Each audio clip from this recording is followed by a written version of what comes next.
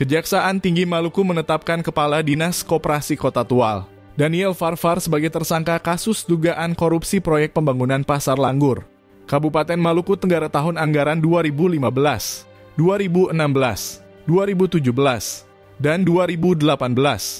DFF menjadi tersangka usai diperiksa selama 5 jam sejak pukul 9 pagi di kantor Kejati Maluku, Kamis 23 November 2023.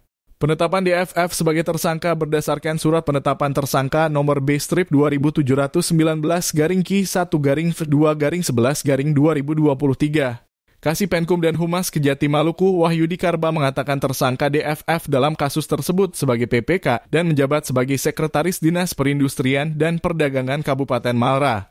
Hari ini tim penyidik Kejaksaan Tinggi Maluku resmi menetapkan Kepala Dinas Koperasi Kota Tual sebagai tersangka dalam kasus dugaan korupsi pembangunan Pasar Langgur di Kabupaten Maluku Tenggara atas nama DFF yang saat pelaksanaan proyek tersebut sebagai PPK dan menjabat sebagai Sekretaris Dinas Perindah Kabupaten Maluku Tenggara. Kata Wahyudi. Lanjut dijelaskannya, proyek Pasar Langgur bersumber dari APBD Malra dan DAK tahun anggaran 2015 hingga 2018 dan dikerjakan selama 4 tahun. Anggaran tersebut dicairkan bervariasi yakni tahun 2015 sebesar 12,4 miliar rupiah, tahun 2016 sebesar 3,2 miliar rupiah, tahun 2017 sebesar 3,4 miliar rupiah dan 1,4 miliar rupiah dan tahun 2018 sebesar 2,5 miliar rupiah. Diketahui seluruhnya sudah dicairkan 100% dan dikerjakan oleh PT Fajar Baru Gemilang. Namun proyek tersebut diduga dikerjakan tidak sesuai BESTEK dan ada indikasi markup sejumlah item kegiatan. Proyek ini bersumber dari APBD dan dana alokasi khusus. Untuk tahun 2017 itu ada pendobelan anggaran seperti yang sudah disebutkan nilainya tadi, jelas Wahyudi.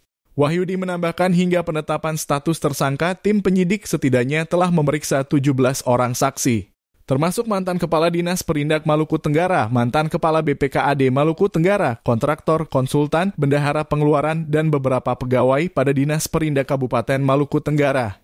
Akibat perbuatan tersangka, negara mengalami kerugian berdasarkan perhitungan kerugian negara oleh Inspektorat Provinsi Maluku sebesar 2,5 miliar lebih. Disinggung mengenai kemungkinan adanya penambahan tersangka dalam kasus tersebut, Kasih-Penkum mengaku masih ada potensi tersebut lantaran masih dalam penyidikan. Untuk penambahan tersangka lain masih berpotensi, ikuti saja, penyidikan masih terus berjalan, tandasnya.